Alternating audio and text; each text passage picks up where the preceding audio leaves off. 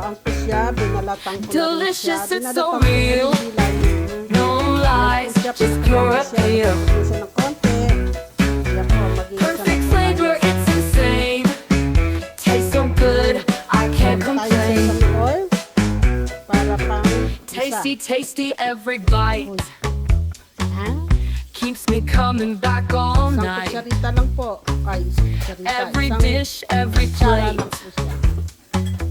leaves me feeling just so great. O, ilalagay ko na po ang luya. Delicious, it's so real. No lies, just pure appeal. Yeah, yan po luya. Perfect flavor, it's insane. Tastes so good, I can't complain. So, isa. Tasty, tasty, take a Amoy chance. mo na ang kanyang Every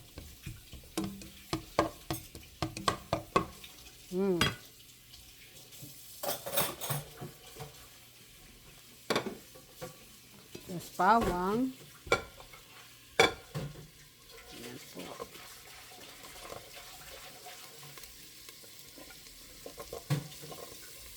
Hanggang maamoy mo na yung sunog niya, yung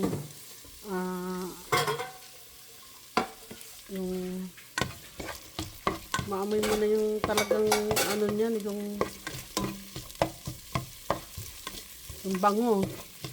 Yung bango ng luya at saka ng bawang. Ayan po.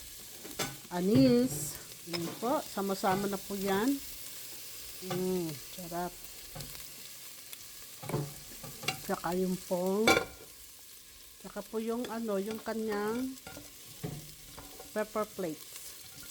Red pepper flakes. Ayan po. Ayan. Tapos, ito pong Ayan po, sama-sama na po yan. Kunting apoy lang. Kalimutan ko na naman po nito. Tawag dito, makakainis na. Naiinis na ako kung anong tawag dito. Nay, anong tawag dito, Nay? Nay, anong tawag dito ulit? Laurel. Abisit na yan. Tagalog? Laurel. Ay, kabayo na malaking bayag ko ng uso. Ano ba yan? Palagi na lang ako nagkakamali Saka, kutsaritang asukal. Dagdag na natin po ang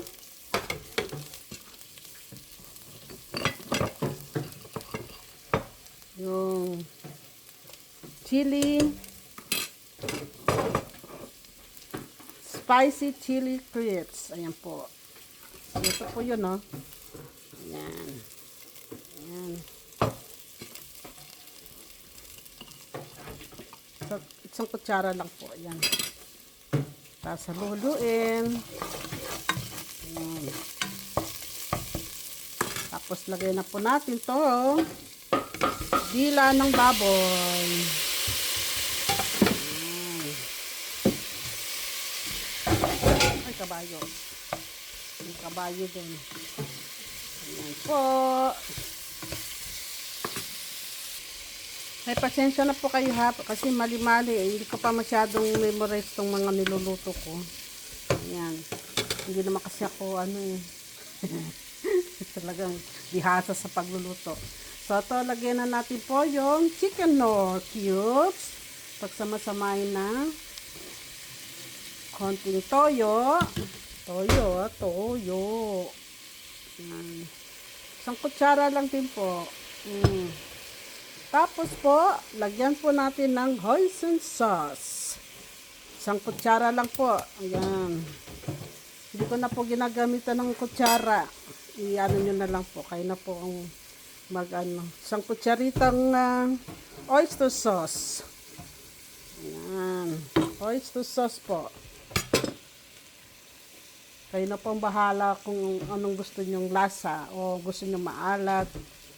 O matabang. Kayo na po ang mag-adjust ng timpla nyo, ha. Ayan po. Tapos, lagyan ng konting asin. Konti lang.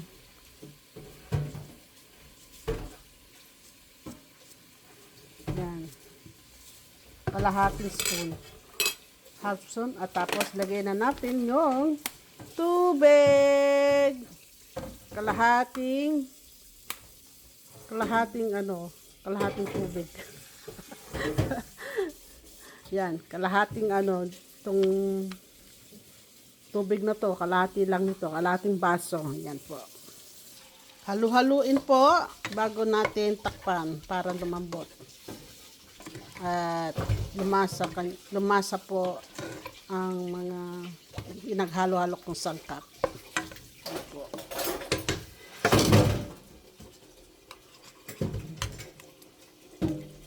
Po.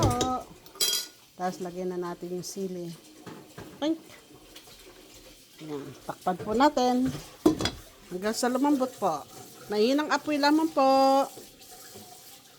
Ayan na po siya. Malambot-lambot na ng konti. Siguro 1 taon ko to pakukuluan. Kasi matigas pala yung dila, Ayan. Tapos nilagyan ko pa ng beef.